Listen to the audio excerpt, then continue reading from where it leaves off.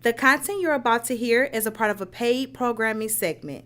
The views, opinions, and statements expressed belong solely to the sponsor and do not reflect those of Podcastic or its host. This segment is for informational and promotional purposes only and should not be considered as advice or endorsement. Listener discretion is advised.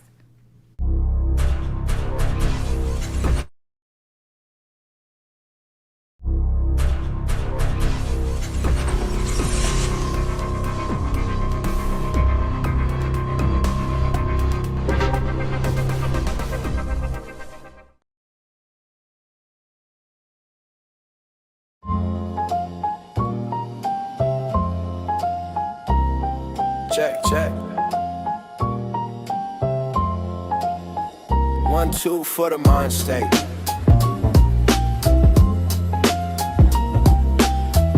Dez Cortez and Emory law.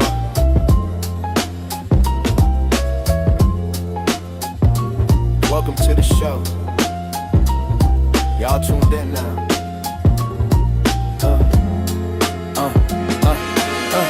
Hit record. Time to make it real. This that one show, mentally ill. We don't hide, we just chill. We say the kind of things that you feel. Raw talk from the couch to the curb.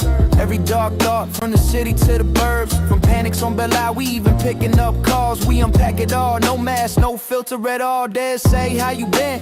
Low say, man, where I begin. From meds on the sink to nights you overthink. We drag it to the light, let it blink. This is mentally ill. Say it out loud till it pop like the steel. We ain't running from the pain, we real. Every scar that you hide, we reveal. This is mentally ill. Talk that truth, let the shame stand still. If you're not What up, Dez? Let's play, pull up a chair. Welcome to another episode of Mentally Ill. I am Dez Cortez, Talk of therapy, course. thirst traps, And as breakups, always, rent. to my Family right, that judge how your time gets my spent. dog, Label crazy Henry. since you was a teen. Lord, Now what it you do, my finally baby? learn What's what the that deal, bro? label mean. We laugh hard, How's your weekend? then we low key cry.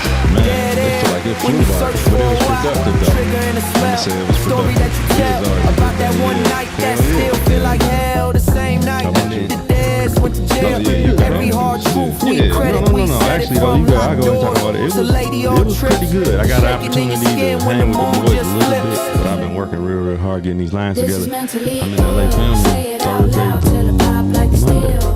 We ain't Yeah, running so from shit. the pain, we I'm real. definitely excited about Every that. scar that you hide, Maybe we can even do the show from LA. This is mentally Or I can call in or something like that. If we still want to make that happen though. Some of that nature, man, because I'm going to be around some good people and hopefully they'll just jump on, do what it do. If you ever felt And as strange, always, everybody in a know they quiet hear the room, voice felt your in thoughts the bloom, in a certain darkness. doom, What it let do, the my stories nigga? in your headphones prove you ain't the only one That's stuck wrong. in that groove. That's because he eat Taco Bell. That's what. Because he eat that Taco This is Bell. mentally Fucked his mouth. Hey, you know what I like? Everybody yelled at his ass. Oh no, you heard me? We all yelled at him as soon as we saw him. When he explained it, I said I would have did the same. I love that though, that we all like everybody conscious about niggas eating and shit. How you doing, man? How was your weekend, nigga?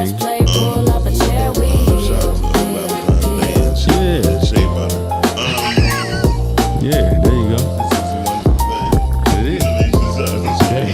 They go together like this. And we got a special guest today, man. The Somebody who is near and dear to my heart. Actually, the man who actually brought me into The legend. the Detroit acting scene. The man, the myth, the legend, my cousin for real, Kelvin Pierce. KP, what it do, my baby? What up, people, man? Glad to be here, y'all. It's good to see you two brothers. Thank and you. Miles. So Man. good to see y'all, man. Y'all Man, still thank you doing for y'all coming, thing, man. It's crazy. How was your weekend? And you know what, man? It was good. I'm glad, long as I could be alive to see it, it's good. I'm still breathing, still moving. Yeah, that's dope. Go ahead and tell the story. So, for everybody who don't know, when I came into the Detroit acting scene after leaving Central Michigan, it was because of my cousin. He was co-directing the play that some young ladies were producing, and he told me to come and audition. And he said, I don't know, the role's just a little skimpy because this one dude got the role and they both trying to fuck him, so I don't even think he's gonna get the role. That dude was Emory Law. Man. And I did not get the role because they was both trying to fuck his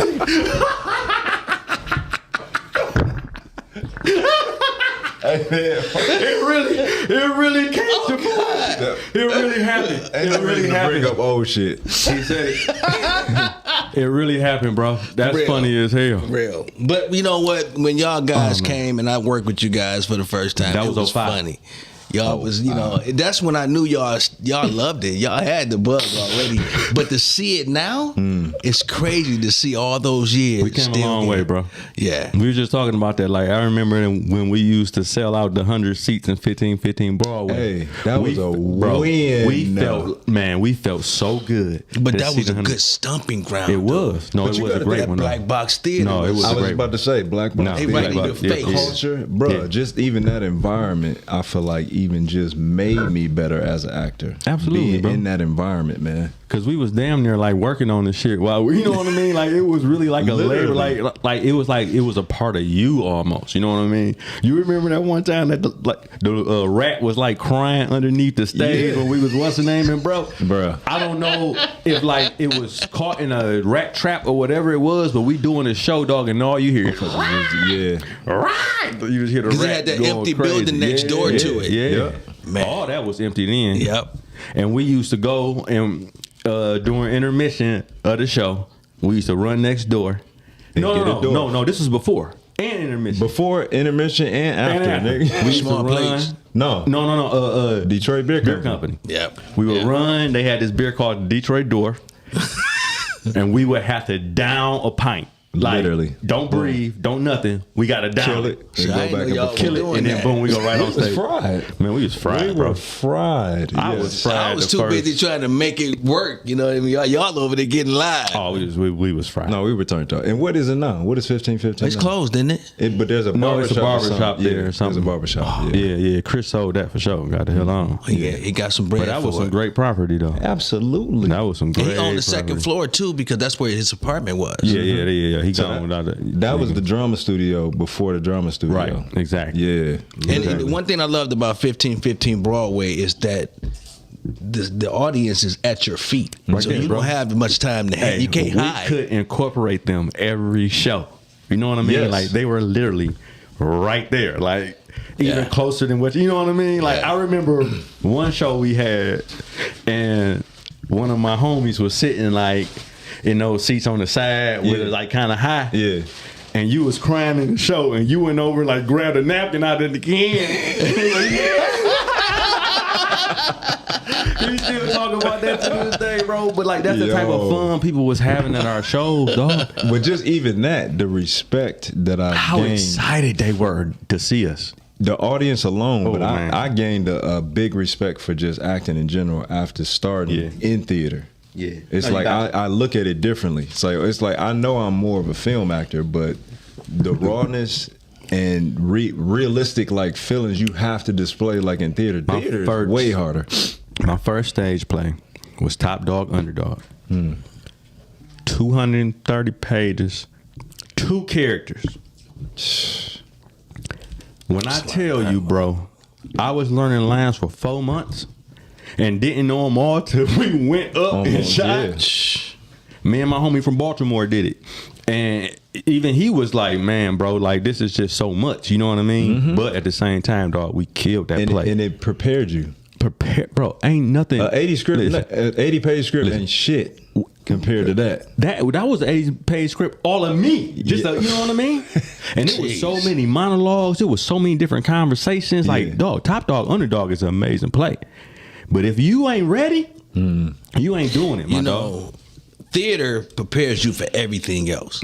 For me, I like them both. But when I did movies after theater, the best part about it is I learned the script the same way I did theater.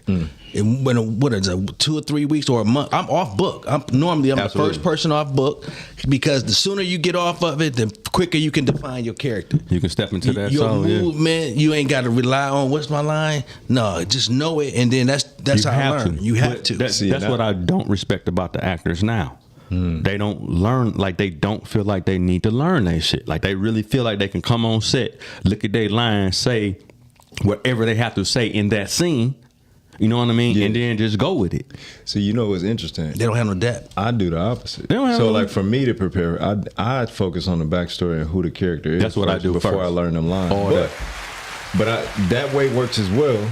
But everybody has a different process. What you talking about, I know exactly what you mean. Where motherfuckers literally breakdown just jump right into the shit and think they just man, like, they ain't even spent time researching. The backstory is just part of learning. Absolutely. I tell all the actors that I coach and people I work with now, I always tell them, tell me your character. Tell me how he grew up. Tell me his family. You know, all of that. That's something that we learned in LA also, as we broke our thing down with what Richard taught us. And talking about also, well, what we would do is we would take cards, and this is what I still do to this day, and we would put, okay, one card color is my lines, the other card color is the other character lines. But also, you would have what's leading up to this character. Then you would have your thoughts. See, this is what people don't understand about good actors. I'm saying something, but I don't want you to listen to what I'm saying. I want you to listen to what I'm trying to portray. Along with what your body is showcasing. Absolutely. Yeah. And that's what good actors do, bro. I'm not just saying my lines. Yeah, you feel I'm your saying lines. my lines in a way to make you think something else. Yeah. And that's what they don't understand. No. And that's what they not doing. And they don't give a fuck because people still liking them. You know what I mean? But at the same time, dog, if you don't start off on stage, you're not doing that type of shit. And on top of that, man, you got to realize a lot of the actors, I'll just speak on just Detroit. A lot of these actors just want to be told by their aunties, grandmas, and all that they proud of them. I saw you on Tubi, baby. Yeah, exactly. Yeah. They're just trying to impress grandma in the whole block. You know what I mean? Yes. What's the name of the app you on? I know you look like a grandparent, but I mean, you on that too? Definitely. That's what they do. That's what they're doing it for. Yeah. That's literally what they're doing it for. So it's like, of course, you can see somebody that you know, bro, killing it, and then you wake up like, that's my purpose now. You know what I mean? Like, we hate that shit, but at the same time, I've accepted it. I was on a set the other day, bro, and it was just the worst shit ever.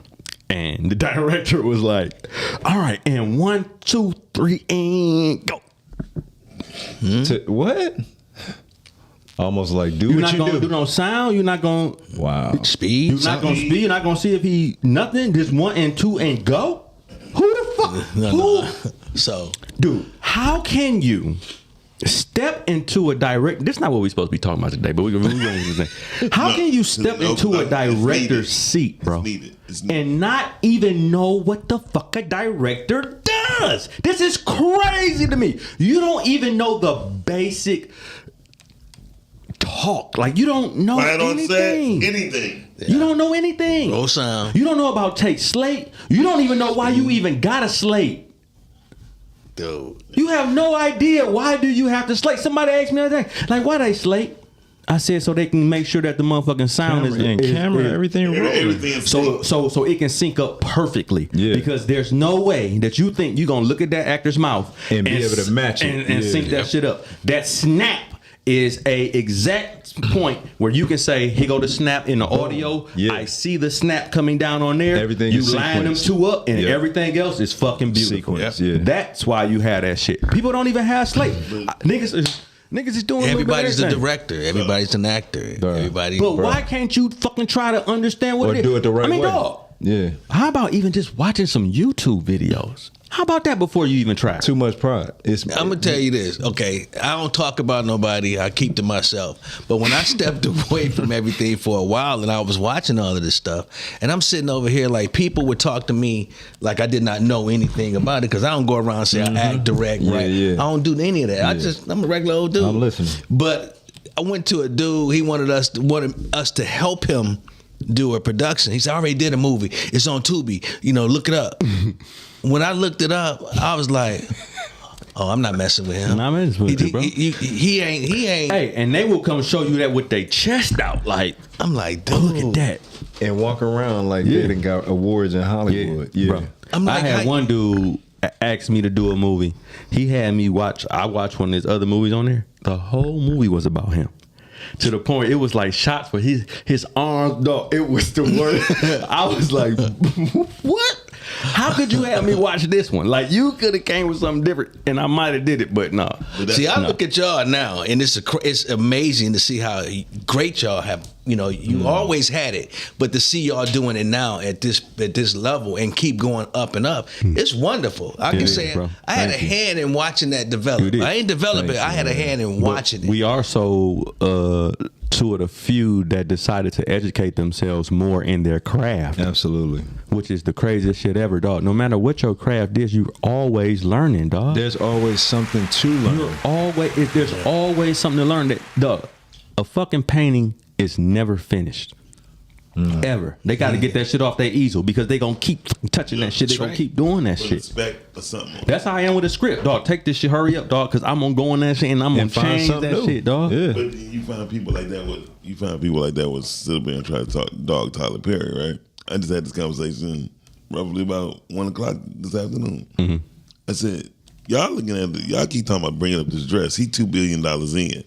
Hey, bro, that shit is old and done with. Ain't nobody thinking about that shit no more, dog. And then what I told him especially no broke ass nigga sitting on the porch drinking a beer talking about on the dress. Because Uncle Joe college tour is some of the funniest shit I done seen in a mighty long time. If y'all get a chance, go see it. Uncle Joe was a funnier than what's your name to me? That shit I can't watch. Hey, that shit is chitlin circus. No. If you watch, I promise. Uncle Joe is Uncle Joe. I said it the other day. I said it last night. Like, I ain't about to laugh at this bullshit.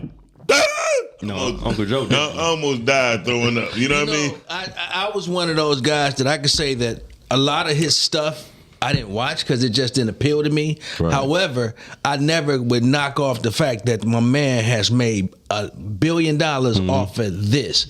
And he had other content, and he kept making content after content after content. And also made millionaires. Also, help make millionaires. And hired a lot of his people. Yeah. Whatever he do. And Eddie Murphy wear. And Eddie Murphy did more women than he has.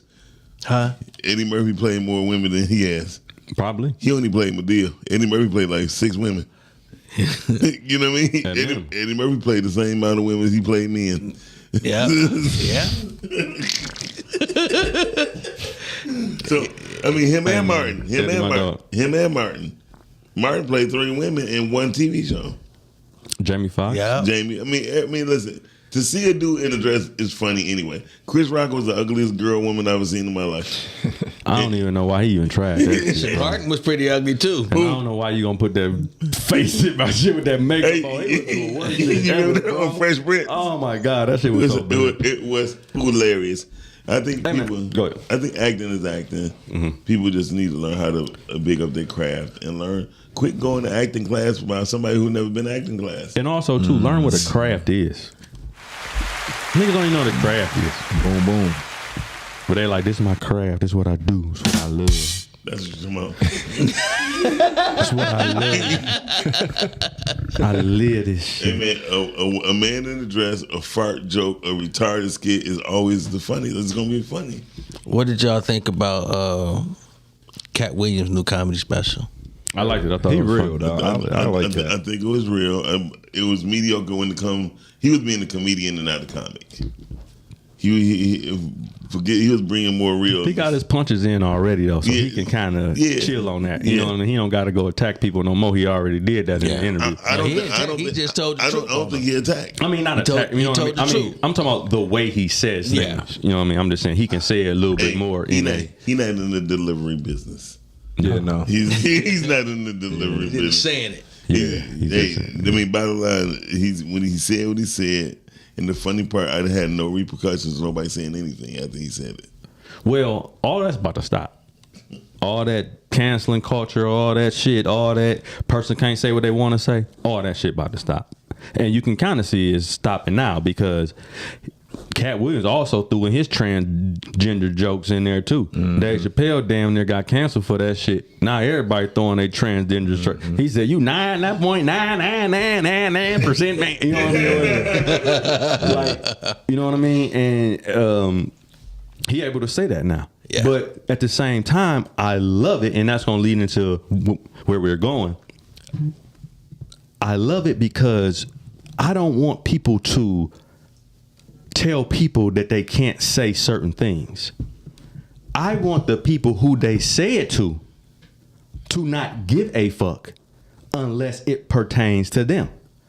Because we go through this shit about what somebody say and how it hurts them and what it is and what is. Lil Wayne said in one of his verses, he said if she was a yellow bone, she would have looked better. Or what is it? If she was yellow, she would have been better. Whatever. It was a bunch of chocolate women who had a huge problem with that. But I'm like, who gives the fuck about what Lil Wayne think? Yeah. Like, that's what I want people to stop doing. Stop, dog. It don't even fucking matter. It should never. So when you add valid to it and you keep playing it like it's supposed to mean something, then you fucking it up even more. I would never care what a dope fiend said.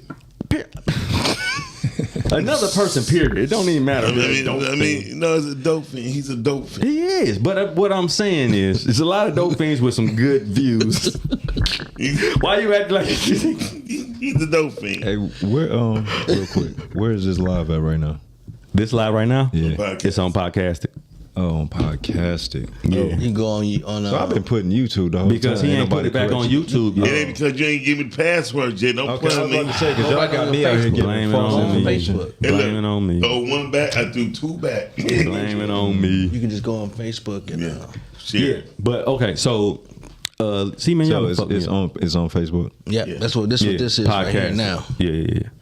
So The number one network. leading up to that, people feel that way because they have a belief that they're like that.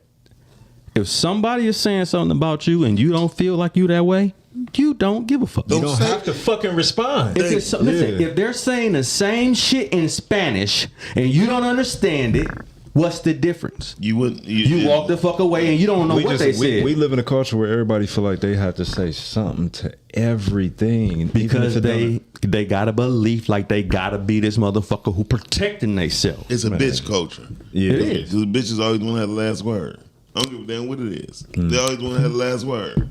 I think everybody And that's why you want to feel that their thoughts are so valid that everybody have to respect their view, and they don't. No, they don't. They don't But have the to same respect thing, your right? view. And then, but why are you even thinking that people should? You go off. You, it's like it's you okay. say your piece, and who gives a fuck? Who cares? Period, dog. Well, that's when everybody becomes a leader, where they're sticking up for other people that it may speak to. But again, there's so many things that people don't realize that they can just Walk away. keep it moving. Yeah. You can just read it and be like, I don't agree, and keep it moving. One of the best ways that and this is something that I learned from the zoo that was dope as hell. One of the best ways we were able to train even the wildest animals was ignoring them. Not no chastise, not giving them food, not no nothing. Ignoring them. Wow. It's the best tool in life, period. And when we ignored them, bro, they Fell in line. changed because they wasn't getting the attention they thought they would were gonna get. get, yeah. That's all these hoe ass niggas would type and want. Yeah. They want to grab your attention. Yeah. As soon as they do, they won. These niggas is in their mama's basements. No, and hold on. Boy said, Typing, your nigga. mama ain't got nowhere to stay, and you stay with her. That's what you got. You got niggas that stay with their mama don't got no Moving place the shit, to we stay. moving my shit. I need y'all to help me move my shit again, man. Oh my God. We about to move on the east side. So what you are saying is very true. It's a belief. It's a belief. It's all based on belief. And the fact it's based off of belief of no facts, though. Yeah, and also too, man, calm your ass down, dog. Who even cares? Like, dog, like what? How is that hurting you? What somebody's saying about you? But I have been that nigga who have jumped off the rails Have you? for some words. Yeah, Why? Cause I was crazy, bro. I mean, I can't even say like I just had a wild temper. Was it crazy or some of the things really hit home? No, you're right, exactly. Okay, well that's different. But that's what I'm trying to tell everybody. Yeah. The way I'm yelling at people and Nick, don't ever call me this, don't ever call me that. I must have had some sort of sense of that in me, or felt I was that way, or I wouldn't have even reacted to them niggas. And that's what it is. I wouldn't even allow that to even come into my space. Yeah, facts. But it's probably a few times that they probably should have killed me, dog. You know what I mean? But I'm just saying, they didn't. Reverse how they didn't. But I'm just saying, though, putting myself in that situation off a belief that I don't gotta be a bitch. You know what I mean? But that, I ain't gonna lie, we came up with this thing called bitch culture, right? And no disrespect to no man or woman, but bitch culture don't pertain to a woman or a male. It's just the bitching thing. Like you're always bitching about something. Yeah. How many times y'all Bitch is universal. Right. I guarantee you can name somebody off the rip. They'll call you and they 4, 5, 6, 7 negative things come out their mouth before you even really got to say, hey, what's up? Man, damn, look at them. Man, look, man. Can you believe it? Can you see that? Man, they just, complainers. Yeah, all that. Happy about everything. That's the bitch culture. Okay, that's what your definition. Bitching about everything, bro. Yeah. I know people like that. And sometimes I've learned a long time ago, I'm quick to get off the phone. I'm quick to just hey, you know what? Hey, man, my car just started by itself. Listen. Hey, I got an itis, bro. I cannot have that phone on my ear. Like, even if I need to talk to somebody, like if we in the car, I can probably talk to you or whatever. But if it take me putting that phone on my ear, walking and talking, it ain't happening. Yeah. It's something about it. I don't know. That shit give me motherfucking heebie-jeebies. I can't even be talking to you all that fucking long. What are we talking about? You know what I mean? Like, why are we talking I call him and we'll kick it for a little bit and then be like, hey, man, we'll get at you later on. But it's always positive. I don't like talking to negative people or complaining people. It's a waste of energy. I can't even do it no more. You know, especially at this age. I can't even do it no more. I got tired of talking about the film industry. Right? Because everybody like, Miles, I said, you know what, you're right. I'm always doing this. I'm always trying to teach somebody something. When I first came back from the conference, I think you was one of the first people I called. Yeah, but they're not taking it as teaching. But go ahead. I feel you. Go ahead. And then I'm taking when I get it back. Oh, Miles hating. I'm hating because I'm keeping it a buck. Not more than a buck. I'm telling you. Before Tubi changed their look, I said, man, Tubi about to change their look about 2 or 3 months. I said the logos I seen was ugly as hell, and I hope they ain't using the one that look like an old disco record. And they picked the disco record. I just knew the colors was gonna be purple and yellow, purple and gold.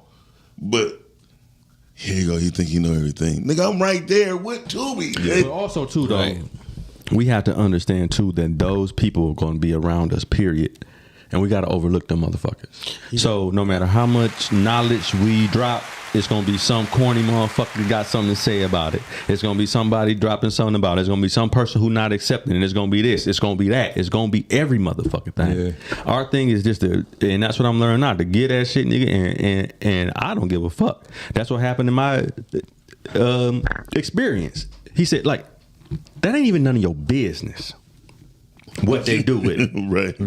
How they feel about you ain't even none of your motherfucking business. Because 9 times out of 10, the motherfucker you think feel a certain way about you don't. They feel something different. So why would you even care? Facts.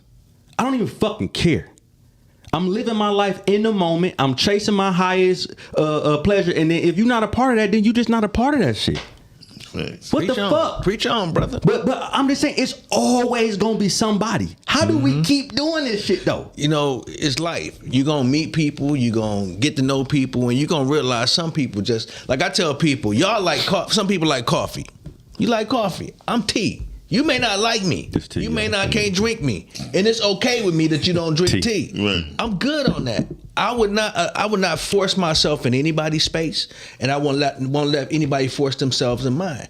I live life peaceful, and if you ain't part of that, then hey, peace. It's okay. I ain't gonna be disrespectful or mean or belittle. I ain't gotta stoop to your level or be that way in order to be firm in what I think and what I say.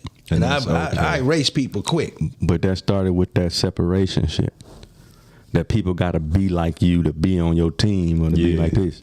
When in reality, we all need to be thinking, don't nobody need to be like me. I don't want none of you motherfuckers to be like me. That's all I need is me. Like, I need to be my authentic puzzle piece. You need to be your authentic puzzle piece, so you can't be me, nigga. Fit your position. But there's so many people who want followers, who want people to be like them. You know what I mean? And that's the opposite of what needs to happen. And what they don't understand too is you're running away from God. When you judge somebody, you're running away from God. Judgment is one of the worst things you can possibly do because it's all about one. It's all about us. Everybody who you come in contact with is a representation of you, a straight mirror. That's what the fuck this shit is, a mirror of what's going on inside of you. I can agree to that. I can. Because a lot of people will try to think they know you and not realizing that they are looking at themselves. Absolutely. Right? And when they see the part of themselves they don't want to recognize, they play games with you. You know what I mean? They'll start to say, man, KP, man, he got dreads, dog. You know what I mean? Locks. I mean, but even, again, they don't even know how to educate themselves to even know. Yeah. I just got educated on that. I didn't know that dreadlocks was like I did too, but at the same time, I'm like, man, why do we even give a fuck what they can or something? Because it holds a story and we think. Well, just let the man with the dreads. Y'all doing good. Go ahead. No, okay, but a motherfucker with no dreads, obviously. Like, I'm feeling as if I don't give a fuck what they used to do it for, bro. Same thing with the word nigga. Same thing with the necktie. I had motherfuckers come to me like, you need to throw all them neckties away. You know what a necktie mean? Got me with the necktie shit. I'm like, oh shit, I didn't know that. Right. But it's all going to have some sort of meaning to another motherfucker. I feel like you react to the meaning of what it means for you. Now, if you like, yeah, don't say my shit dreadful. Motherfucker, my hair ain't dreadful. I understand. But just to like jump off the porch just because of, like, man, fuck them honkies, bro. Like, how can we even think we need to mold ourselves in the shit that they thinking? Or that what they say has any power over us? We'll take that shit, change that shit, and use it and have you saying it. Now these little white boys saying nigga. And got dreadlocks. Say they don't. That's true. That's true. See, with me, with locks, dreadlocks, however somebody else's interpretation of it, it doesn't matter to me. Because the only thing that matters is why I wear them. What does it mean to me? My renewal, my process. And that's with so many things in life. It's just that you cannot allow somebody else's belief system to become yours, and it taints your belief in your own self and your life. And that's why belief is the number one thing. What do you believe? And whatever you believe becomes truth for you. Oh, absolutely. And you cannot allow somebody else's perception or perspective to taint yours. Right. And that's what we do. And that's the worst part of everything. We're allowing everybody else to tell us what we need to do. And we're not following our highest expectations or our highest pleasure because we're looking at what somebody else got. When in reality, we taking away from us because we're blocking shit because we're trying to get what another motherfucker got. You know what I mean? All the time. And that's crazy. I mean, we can ask you a serious question dealing with the acting with Emory and Dez and you too, KP. People is trying to be like everyone else without looking at their work ethics. You feel me? Like when they were trying to be like Kobe and all them, not realizing like Kobe really work out 9-10 hours a day. But you first man there, and last man in the league every day. Yeah, but see, people. This is what I'm trying to tell people: if you can't be the person work ethic, you're not gonna beat them. But they don't even want to have a work ethic. Facts. Because people mad as hell. I just won't throw them in a movie. Like, bro, you know I've been doing this for 20 years. Well, I mean, all I want you to do is give me a role where I can just be like this, or I can just do. So disrespectful to what a man do. You just want to auntie in them. You just want to auntie in them. And for you to take my craft as something as that, you know what I mean? Like it's just that easy. Yeah. You know, I realized, because a lot of people don't know I act, because I have not done anything in a while. I've just been writing and directing and doing castings for people. But someone said, you know, did you just get started in acting? And I said, well, no, I've been doing it for a little while, you know. And because when I work with people one-on-one, which I love working with actors who are hungry and want to go deeper into a role. My thing is that if you're an actor, no matter what you're acting in, you should be able to find a spot where you end and that character begin. And you really can go to a place where you come out of it like, dang, that's the character. That's the character. And you feel different as a person as you come down off of that character. You get in that zone, bro, and it ain't like even you, elevated. dog. Yeah. And you really feel that feeling like, dog, that really just didn't come out my mouth. And that's why you got to learn it like that. Because when you learn it like that whole character can speak through you in a way and just really, dog, take over your fucking face and everything. Yeah. And that shit just come down like water, like this. But you got to know it the right way to be able to do that. Yeah, you got to be able to say, how did that feel? You know, I like how did that feel to you? Yeah. Because somebody was like, was that it? I was like, how did it feel? Yeah. Did you believe you? Exactly. They know. Did you believe you? Yes. They know what they feeling, but they don't know why they feel it. And I'll take it further. They're forcing themselves to try and feel something which isn't authentic. And it that's the worst shit ever. And it shows. It's tough being in the scene with. It shows. When you look at the scene partners like, I know you don't feel none of that shit Tropic you Thunder? Just said. How I'm gonna feel it? Yeah. Oh yeah. That was When they were trying to cry. Like, this dude can't even cry. he was spitting like. This shit was hilarious, dude. He can't even cry. Hilarious. Dog, I have been in scenes like that where I've been looking at people like, bro, it ain't about to happen. You know what? It was okay. You remember Dwight? Okay, so Dwight decided to do some rest in peace, bro. My guy. He decided to go back to acting, right? So he's doing a Shakespeare play, right? So he called me and he said, KP, you know, the play is opening next week and they fired an actor, but he only had a small part. So they need somebody to play that part. I'm like, okay. He said, and I know you, I told him you can do it. I'm like, dude, I hate Shakespeare. I don't want to do it. He's like, man, just come on, man. We'll be acting together. I'm like, okay then, all right. So I said, tell them to send me the script. So they send me the script. This is the play opens on Wednesday. They sent me the script on Wednesday. I read it Wednesday night and Thursday. And I called Dwight. I'm like, did you read the rest of the play? He was like, no, I stopped reading it when my character died. I said, dude, read the play. I got a whole bunch of them. Dude, I played 2 characters.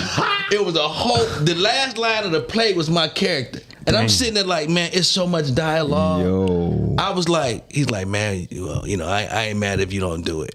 I said, okay, I challenge myself. Duh. Where you regretted it? Dude, let me that anxiety backstage when you don't know your shit. Hey, it ain't nothing worse than that. And that's why I work hard too. Because I had that feeling a couple times in my life. Dude, listen. It was the worst feeling ever, bro. Everybody that had their script and in this play done been working on this for 3 months. I had it for 7 days. The 7th day the play opened.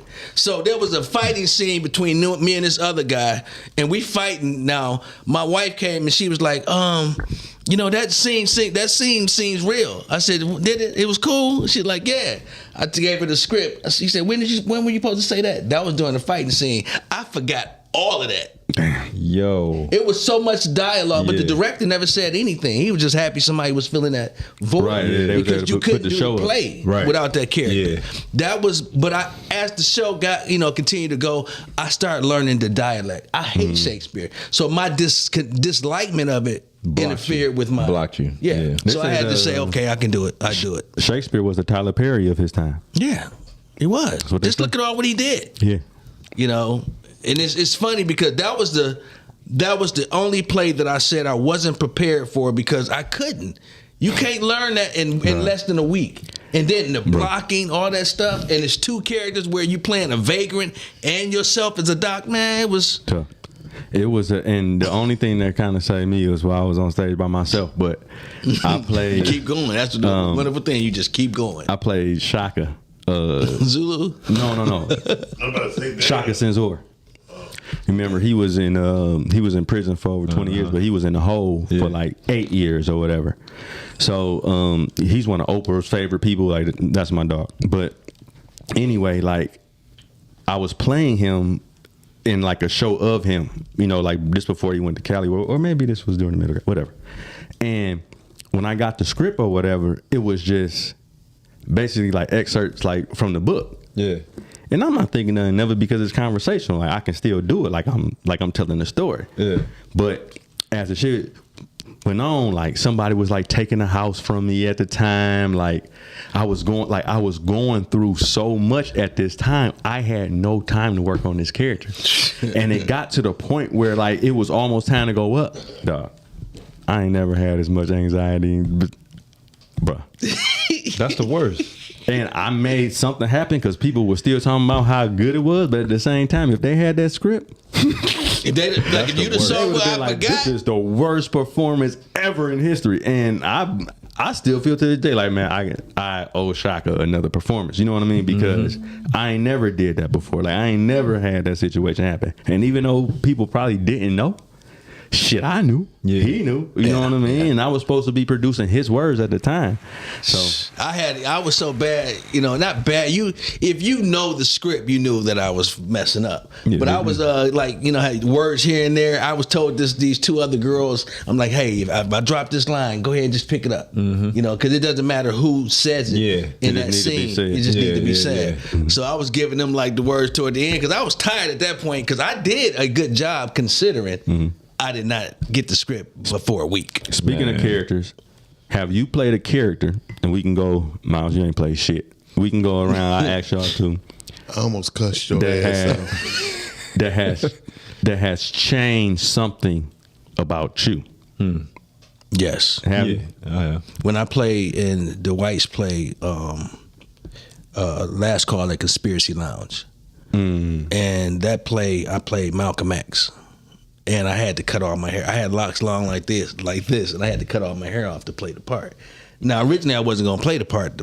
We had another guy we hired, but he wasn't showing up to rehearsal. So Dwight fired. And Dwight was like, we'll find somebody. And I'm like, dude. Where? To play Malcolm X? Right. So it's like, so I filled in at rehearsal for about, you know, the last 3 or 4 weeks. Then I was like, we ain't going to find nobody. So playing Malcolm X changed me in the way that I dove into characters more in depth, learning about him and listening to his conversations, his speeches, and his interviews mostly. Because the character I played was doing mostly interview kind of conversations. So learning his dialogue, his dialect, and listening to him every day for almost 3 weeks. I didn't watch TV. I just listened to him. And I began to understand his view. And it wasn't as bad as people try to portray it, but that character changed me. I'm gonna say that I'm gonna let you go, but I'm gonna come back to that character that you're talking about. How that same character changed me too. But go ahead, Ian. What you talking? The character where I played in the movie Sideline Obsession. I played a psycho, technically, and pretty much homosexual. So it's so first of all, fuck that nigga playing on and shit. Fuck you, Mom. I mean, I gave you the claps like your character. Go ahead.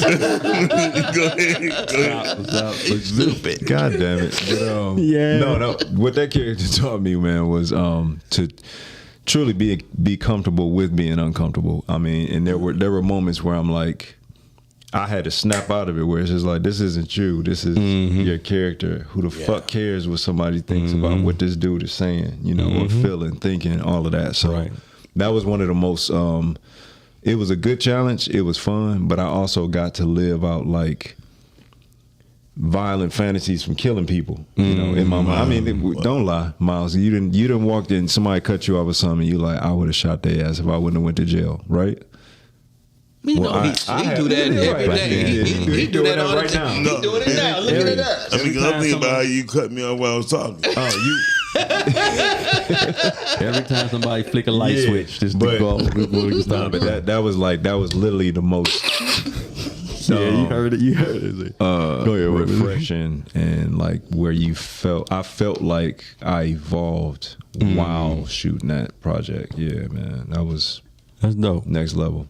A new level unlocked. But you said something, the same thing that Will Smith had said on 3 degrees of 6 degrees of separation. Like I wasn't even thinking about what most people was thinking about. I'm like, I don't care what they think. I'm trying to execute the best of my time, best of my ability. And that's how I came into. Like I wasn't even thinking about like you know what I mean? Like bro, like that wasn't a thing until I got back to Detroit and everybody was talking about, oh, he doing this. But in my reality, it was just acting. Like, and that's I'm coming in from a theater to what's name, and that's what I'm thinking. And then everybody else like, nah, this, and you setting up this, and you setting up that, and all this other shit. And that was crazy to me too, to have that come in. But what you said about the Malcolm X character, I played him too, and it was just in middle school, right? No, yeah. But the character was so influential in what he was saying, it helped me have a new respect for Muslims. Because growing up in the gangster Christian place that I was growing up in, you wasn't messing with no Muslims. You know what I mean? Yeah. Like we used to scrap them niggas, truthfully. Yeah. You know what I mean? If they was dressed differently, they was a part of a whole different set. Like, you know what I mean? Like we didn't think about them. If you touch a Quran, what? Like I didn't even know what a Quran was till like I was like out of high school or in high school or whatever. We just didn't understand, like it wasn't a part of us. And then that's how they kept us. So if that's how they keep you, then what you gonna do? How else can you react? It was another point I have with that. So that character changed you. Was it that character or what character have you played that changed you? So what he was saying made me think like, damn, he kind of right.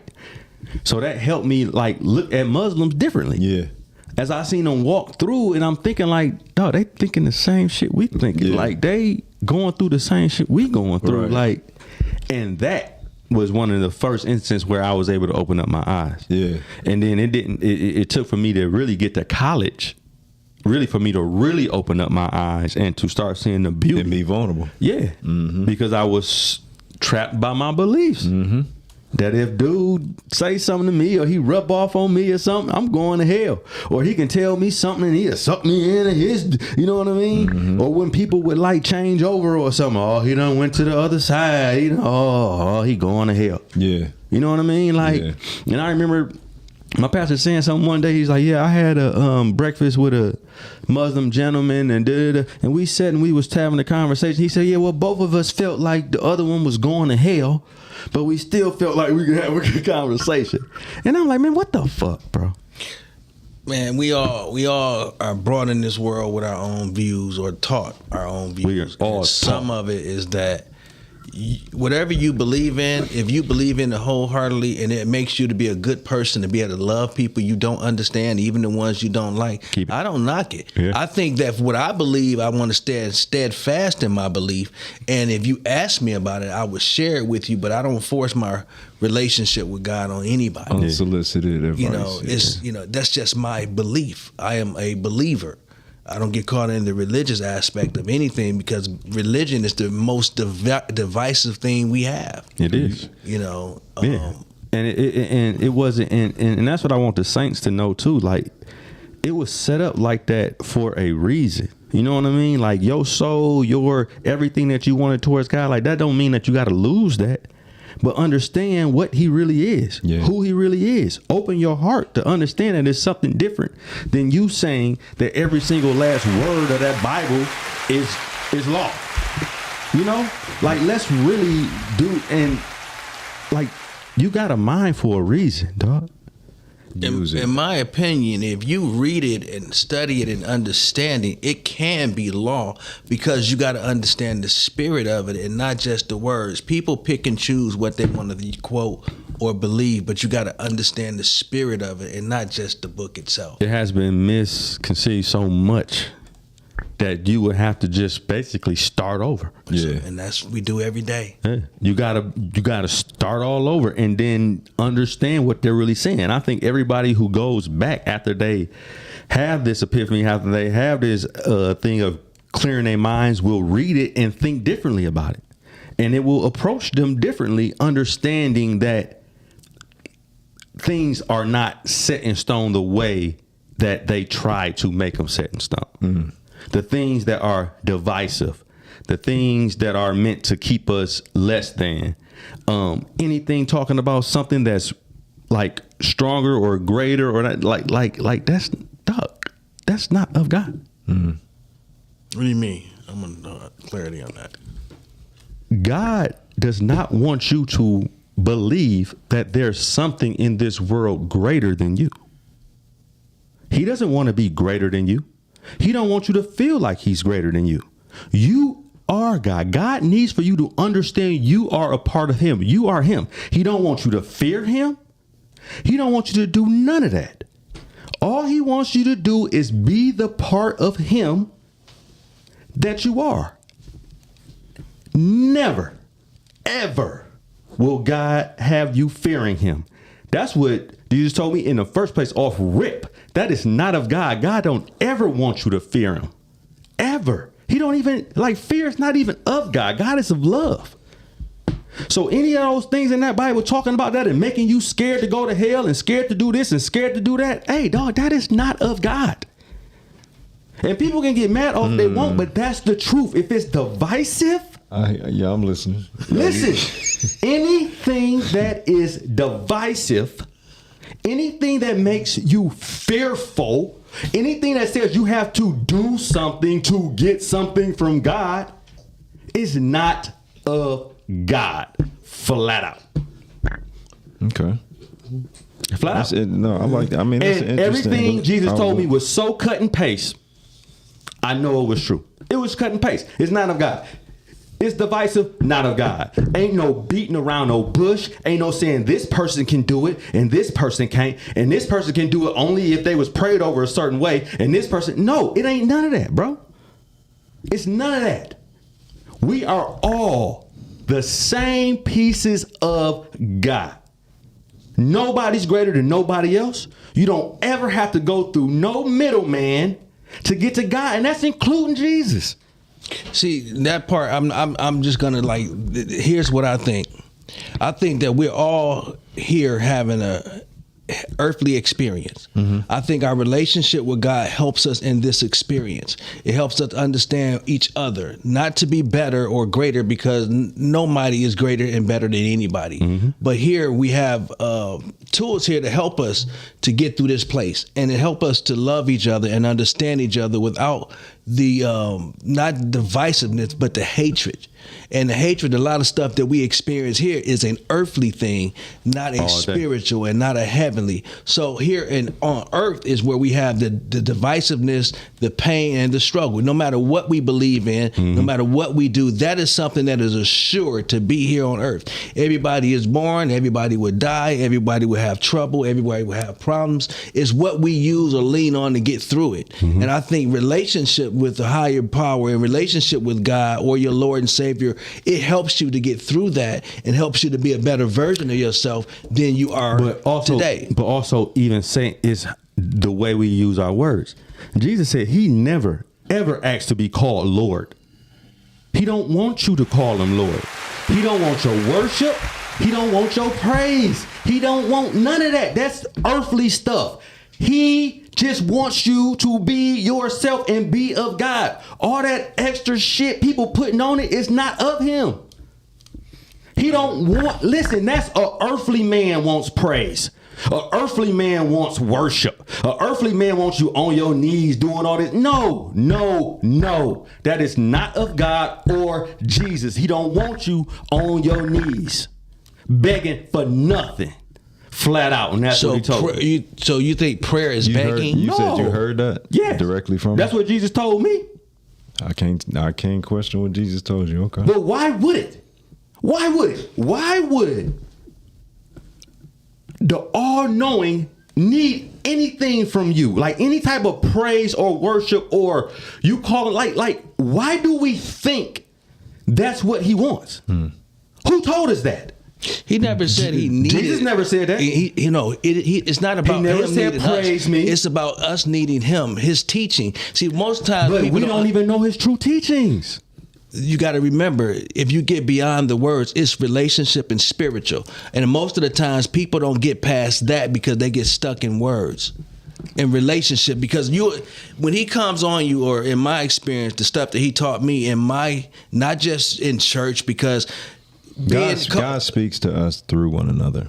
And and when people get stuck in religion, and they don't know how to realign themselves, and they believe that this right here, or this pastor, or this, it's not that. It's about your own personal relationship that is real and true. And it would lead you in a way that people will see him in you, and you don't have to say what you believe. Or people of like minds, you will start to gravitate to, and they gravitate to you as well. Absolutely. Yeah. People with the same frequency, all that. Like, that's where that come in at. I think, so the one, you made a statement as far as he don't want praise and everything. I mean, I hear you. But I think praise, in a sense, comes from the appreciation of everything that has been granted to us. So but you can show appreciation without praising. Well, I don't got to praise you to say thank you or show my appreciation for you. Praise could be how you live. Praise could be how you treat other people, you know. So it's like, I get what you're saying, like as far as bowing down and And I would have never said that before my experience. Like, I didn't understand that. When praises go up, blessings come down. I'm thinking the holy, like the way that I heard music in church, how it sounded.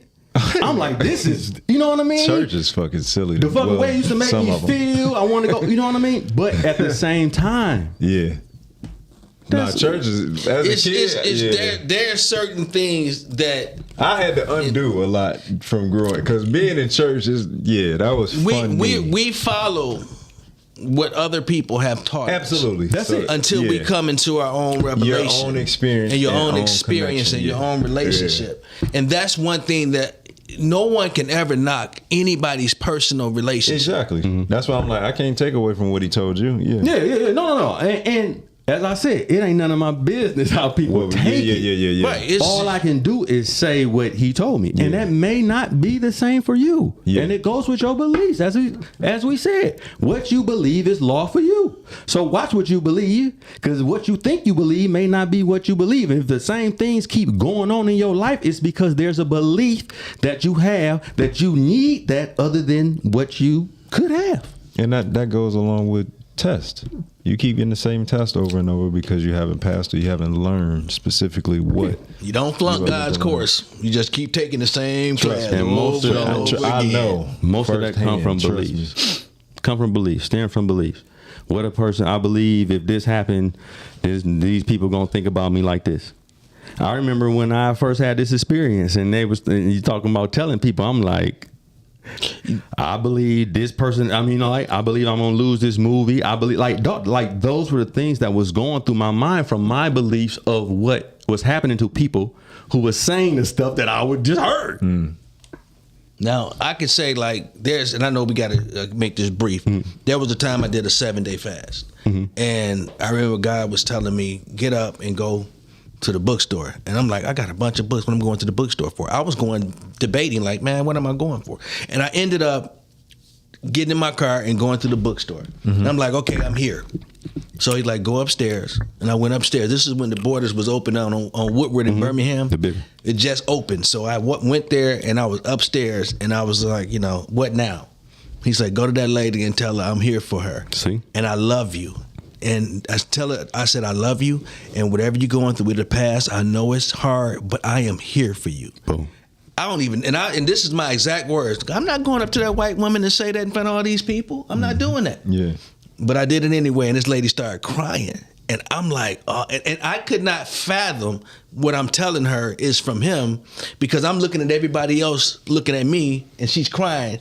And I'm the only black guy up in there. And then she said her husband had just passed. And she just got out the house to get away from everybody. And that's why she was at the bookstore. He speaks to us through each other. And I just told her that, he's wanted to let you know you're not alone. He's going to hold your hand through this. And then I went out in my car and I cried, because that was one of the times where he used me, and you can't say it was anything else. That's my experience. And you felt proud of yourself for actually listening and doing it. I felt terrible, because I was arguing with him the whole time.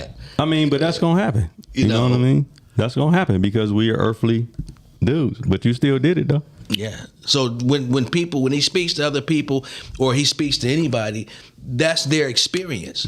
And we can't judge that unless it tells you to go do something crazy to somebody else, like if it hurt somebody. If it don't hurt you or nobody else, it is what it is, bro. Tell you to go Enjoy hit it. somebody in the face. That ain't God. No, that ain't God. Damn, man, you got something you want to leave us with before we get up out of here?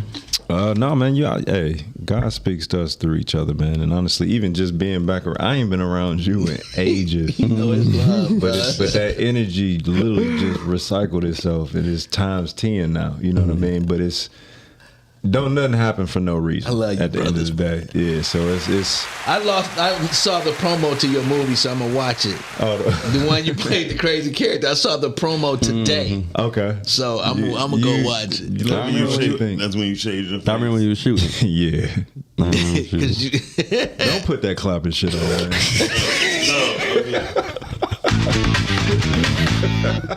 Wow. Man, dope. thanks for having God is me. love, huh? You got anything about to come out? Tell a movie for everybody to watch this weekend or tonight. Watch Sideline Obsession. That's streaming on Tubi. Sideline Obsession, and yeah, it's myself, Amir Garrison, Antoine Jackson, and Lucia. So yeah, I know that's a killer. Yeah, that's some killers. You got anything you got coming out soon? Yeah, I got quite a few things. I got that me and Diesel. I got Love Thy Neighbor. Oh, you got which was just chosen as a Tubi original. Okay. Word. Yeah, I also got the Wedding Planner about to come out, which also just has been chosen as a Tubi original. Nice. What else I got coming out? I got some shit. I feel like a proud father. Yeah, man. You started me right now. The people don't know that you saw us literally start. Yeah. Like, that's the craziest part. First 20 years days. ago, 21 years ago, The whatever first it day. was. Ain't nobody here. Miles, anything you want to say? Voice in the darkness. Not really. I just want everybody to wear condoms. Yep. What the fuck? The reason why, because I'm showing somebody something. If you notice, there has not been no movies about AIDS or HIV lately, have you? Because it don't even mean nothing no more, bro. Like that. And it's still out here. Where do you be going with this stuff? You can just have AIDS and not give it to nobody now, can't you? I be seeing the Take commercials. Pills, like just pop the pill. But that's what I'm saying. It ain't the same no more, bro. It's not the same no more. You're ain't telling just your killing error. people, right? He's telling his error. No, start wearing condoms. Not easy E. You try? Yeah. Are you trying to tell us something? Yeah, I'm trying to give them heads up when your new movie coming out. I didn't take one.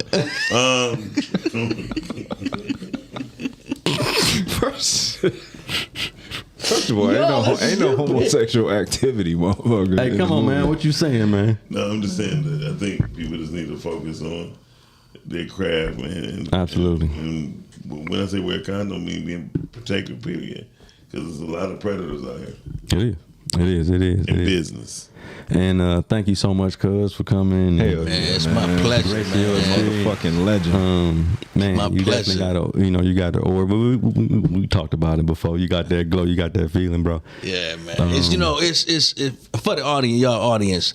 I'm with these two wonderful young men, and I saw them get their start, and they became some of the best actors in this city. It's a lot of us out here, but watching them grow into being this good is a blessing to see. So keep your eye on these guys. They're gonna blow up very, very soon, more and more and more and more. Hey, yeah, They make me want to come out of retirement. Who was that? That's Cunica. I said, damn. That's Hey, cute. actually, she'll be on the show shortly. Yeah. Yeah, that's cute. She's an amazing actress. Yeah. And started right, and she was another one that started long time ago doing her thing. She took a break for a minute, but now she back and she killing it. I'm I think coming she got out of at least retirement, y'all. 6 Come to on, 8. dog. Man, you should have been out of retirement, bro. Let's get it. I can't believe you watch these movies and not want to come out of retirement. I watch these movies. I want to kick the TV over. Like, man, I wish. Nope. You know what I choose? What? Next. Next. Yeah, I don't. I'm not about to make myself mad. Like, dog, what is these people doing? But anyway, that's it. You good? I'm good, man. I'm saying thanks for having me, you guys. Man. I enjoyed thank you for myself. coming. And you too, Miles. Man, it's just a blessing to be here. I've been getting a lot of compliments on the show. People talking about it's well needed. Word. And I'm just excited for where it's going. You know what I mean? No, just we with the going. clips that people were It's saying. growing. Like, It's and growing. man, we got a list of people who waiting to come on, Yes, and sir. it's just gonna be a dope experience, bro. It's growing very, very rapidly. Organically too. Organically, man. Yeah. And we just being us, and that's what need to happen. Absolutely. But anyway, I'm gonna lead y'all how I always lead y'all. All that is, God is a puzzle. You are a puzzle piece of that puzzle. Your puzzle piece cannot fit in any other slot. You have to be your authentic self enough for you to fit into the spot where all that is puts you. All that is can't be all that is without you. All that is can't be all that is without you. Be your authentic self. Being somebody else is the hardest shit in the world to do, and people do it every motherfucking day. Like I said, be your puzzle piece, man, and we'll see y'all next week. Love you. Amen.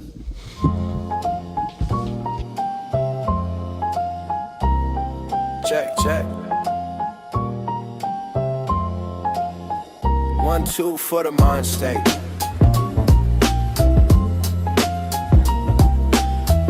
Dez Cortez and Emory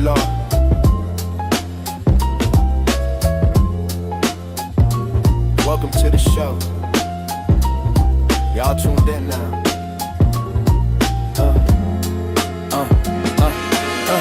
Hit record, time to make it real. This that one show, mentally ill. We don't hide, we just chill. We say the kind of things that you feel. Raw talk from the couch to the curb. Every dark thought from the city to the burbs. From panics on Bel Air, we even picking up calls. We unpack it all, no mask, no filter at all. Dez say, how you been? Low say, man, where I begin. From meds on the sink to nights you overthink. We drag it to the light, let it blink.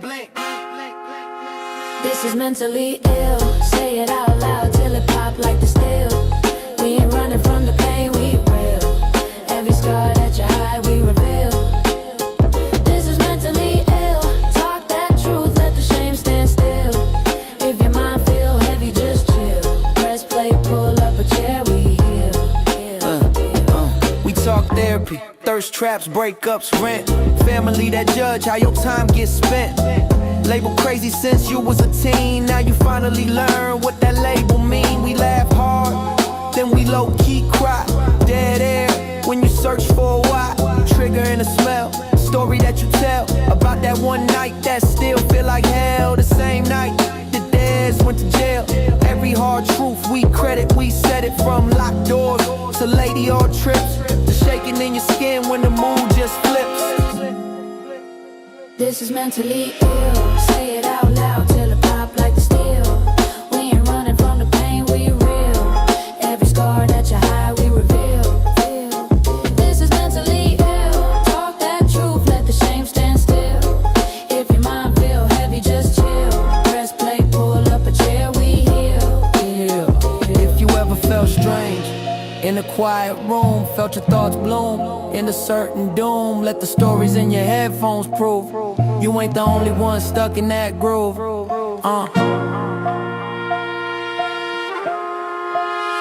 This is mentally ill.